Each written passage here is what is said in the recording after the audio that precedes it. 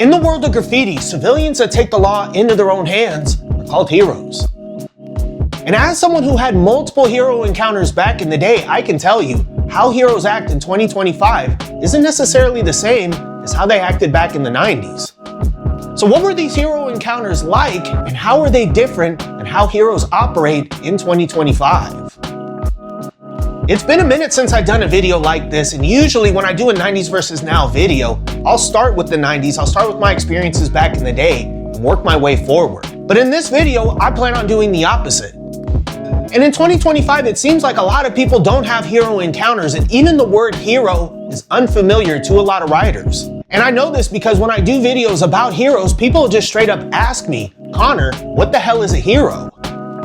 But even if the word isn't necessarily recognized or understood, a lot of the behavior is. And in 2025, heroes most commonly are called Karens or Kevins. And when a lot of people think about Karens, it's hard for them to not laugh. They envision certain behavior, they envision certain haircuts, they envision people talking about they want to talk to a manager, they want a discount, they want a refund, and they envision this person pulling out their cell phone and recording a situation where they themselves end up looking really ridiculous.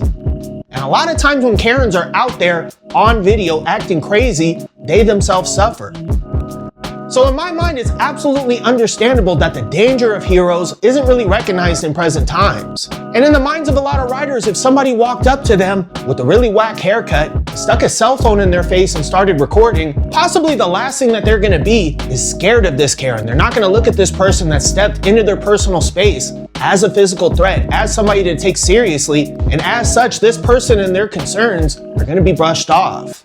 And in doing videos about heroes, I've seen people brush off some of my concerns as well. And with this view of modern heroes in mind, why would you be worried about a hero? Why would you be worried about somebody with a funky haircut that's gonna pull out their cell phone, do something stupid, and screw themselves over?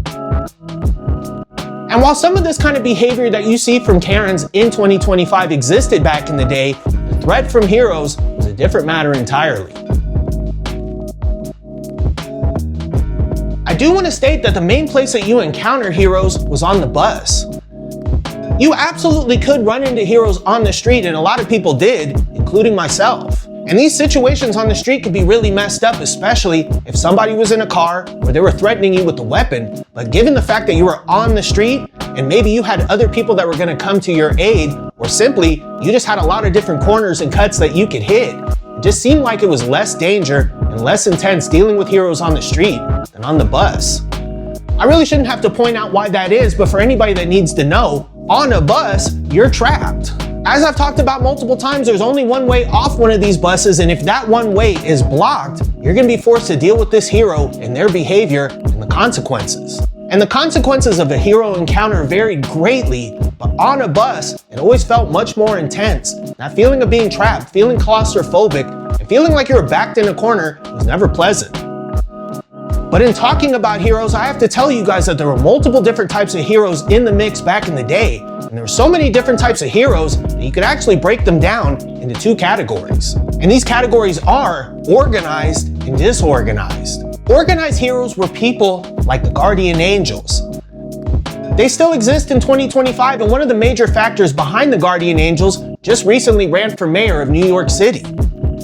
And while I grew up in San Francisco and not New York City, the guardian angels were a very common sight on buses and on the street in the 90s. And you'd see these dudes get on a bus dressed like they were in some kind of paramilitary organization. They'd have cargo pants on, they'd have a very tight white shirt with their logo and a beret, and these fools always had radios on them. And while these dudes usually got on the bus one deep, they always stayed in contact with their people through those radios. And they'd relay anybody that was on the bus that attracted their attention, and anything that looked like a situation about to pop off, they'd insert themselves into it. And when we saw these dudes get on the bus, we knew that tagging was just pointless. As such, when these fools would be on the bus, most likely, we just want to get off the bus and go be somewhere else that didn't have the guardian angels in the way. There was also another type of organized hero, and that was off-duty cops. And considering that off-duty cops oftentimes are armed and they're trained in the use of weapons and they will use them on you, these kinds of heroes were incredibly dangerous. In terms of your disorganized heroes, that includes everybody else. Every other civilian that jumped up and did something was a disorganized hero. They didn't belong to some kind of formalized organization. They didn't belong to something that had a name. They were just pissed off and they were acting on it. And considering that anybody and everybody could be a hero, a lot of different behaviors were displayed. The most common hero behavior I encountered was somebody getting up from their seat and letting the bus driver know that people were tagging. And as a side note, I can tell you most times when you got caught like this, when a bus driver knew that you were bombing, you didn't immediately get kicked off the bus or threatened with the cops. The driver would just let you know to cut it out. And to be honest, anytime I had one of these situations, that's what I did. Usually a bus driver issuing a warning, especially a stern warning, would be enough for this type of hero to be satisfied. And they'd go back to doing whatever they were doing. They wouldn't really pay attention to what you were doing. And they had to figure that you knew that you were being watched and you were going to be on your best behavior. And because they didn't make us feel unsafe, usually we just left them alone. And ultimately, we would just act the same with them as we would with the guardian angels. And if it seemed like that fool was gonna be on the bus for a while, we just jump off, get on another bus, and tag that one instead. I can say though, the bus drivers didn't always care. And there were certain bus drivers that we recognized that we knew they especially didn't care if people were tagging. And when one of these heroes would complain and the bus driver did nothing, that would make us really happy.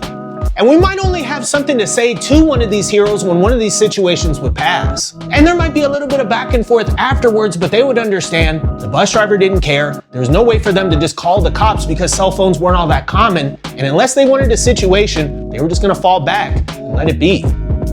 But there were other types of heroes that this kind of situation passing would be unacceptable. And if a bus driver wasn't proactive, they might feel like they had to be proactive and they would get in your face or they would get close to where you were and start yelling at you, start insulting you, and maybe start saying stuff about your parents and the job that they were doing raising you.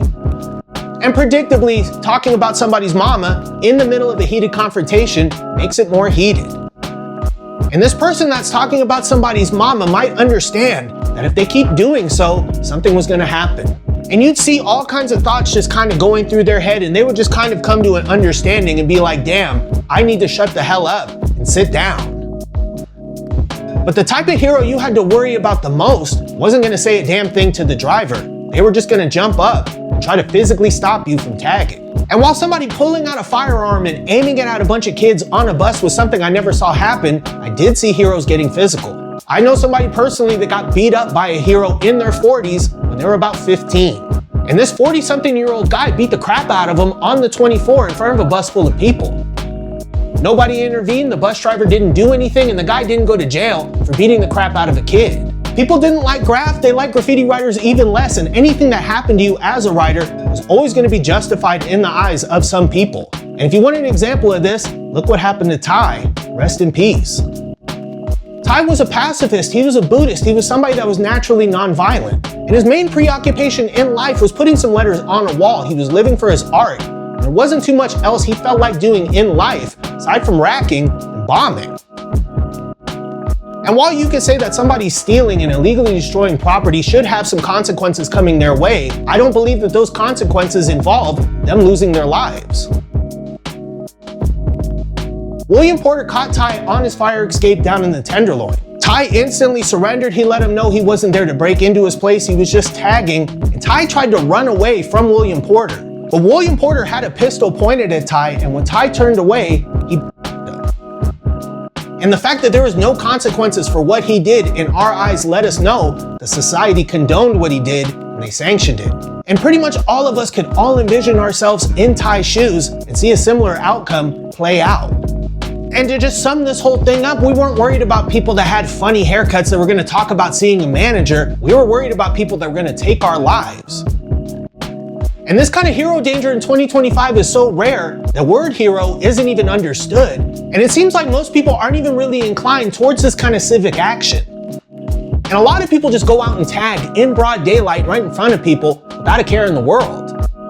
And the people that see the writers writing don't seem to have a care in the world either. Doesn't seem like it's their business, and they understand if they approach somebody committing a crime, something could happen to them. However, especially in the United States, this hero mentality hasn't fully disappeared. But more often than not, it's not graffiti writers that encounter it, it's regular civilians. It's people walking down the street to the store, playing music at a gas station, or ringing the wrong doorbell. And that threat to your life from somebody that's taken the law into their own hands and is armed is exactly the same type of threat we had to deal with back in the day. And the same type of fool that'll blast you for playing your music at a gas station is the type of person that took Ty's life. And at the end of the day, graffiti is always going to be a dangerous pastime. There's always going to be a level of risk, and you're never going to be fully safe doing your thing. And even if you're being confronted by the most non-threatening looking hero possible, who has a really stupid haircut, and they're filming you, don't engage. Just walk away, keep yourself safe, and live to paint another day.